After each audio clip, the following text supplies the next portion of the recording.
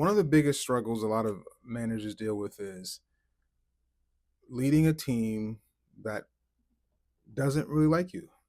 And there's a few several ways you can really attack this issue, and it's not by coming in the office with a bunch of baked cookies. That's not going to solve the issue. People aren't going to like you because you're bringing them treats. You're putting a band-aid on something that needs stitches. So we're going to talk about the stitches today. First thing you need to do is listen.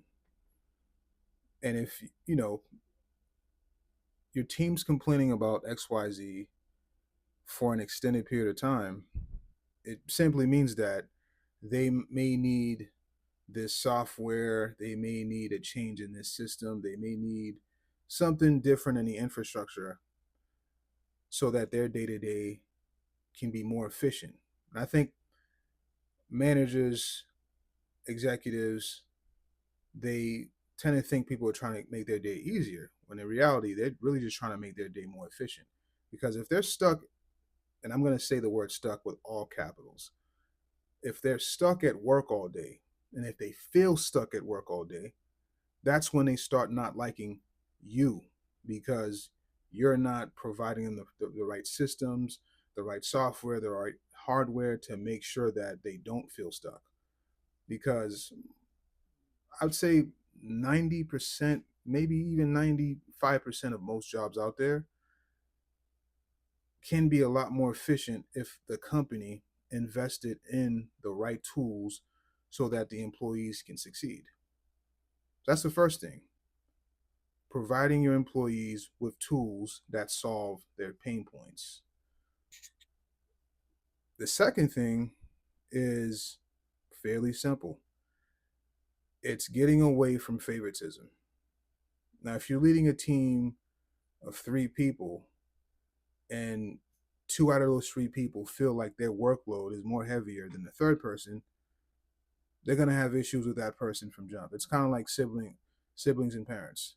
The parents put all the pressure on one sibling to be the one that graduates college, to be the one that gets the master's, gets the doctorate, to be the one that oversees the family finances, to be the one that has to succeed, and the other two siblings aren't doing anything with their lives. That sibling is going to grow resentment towards the entire family. That's what happens with a lot of companies. Tasks are delegated unevenly, and people are hyper extending themselves to make sure that they can keep their job while someone else that has the same title as them has a much easier day, a much lighter day. And quite honestly, if we're being transparent, the reason is favoritism. Instead of just firing that person and finding someone just as talented as the person you're putting all the pressure on, you want to keep them on. And the reality is you've got to get rid of certain people because they're going to become a deterrent to the team if they're not performing at the same level as the other people that you're adding all this pressure on. That's just what it is. A third and final thing is having more gratitude than ego. Nobody wants to work for somebody who has an enormous ego. It's painful having to come in every day and then dealing with a boss that really talks down to you or makes you feel irrelevant. I've worked in several different industries across sales, healthcare, hospitality, and these kind of leaders are everywhere. The leaders that have way too much ego, way more ego than they should have to begin with, are the people that teams can't stand to work for.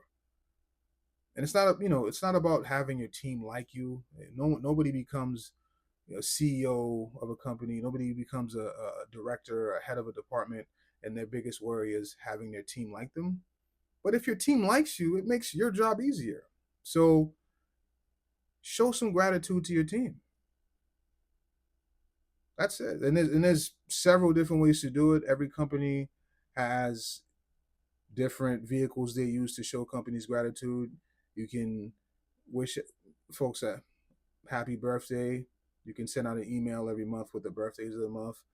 You can give out gift cards. You can take folks to dinner that are performing well, that are making the company a lot of money. There's a bunch of different ways to show gratitude, but make sure your team understands that you're grateful for the efforts they put in towards the company.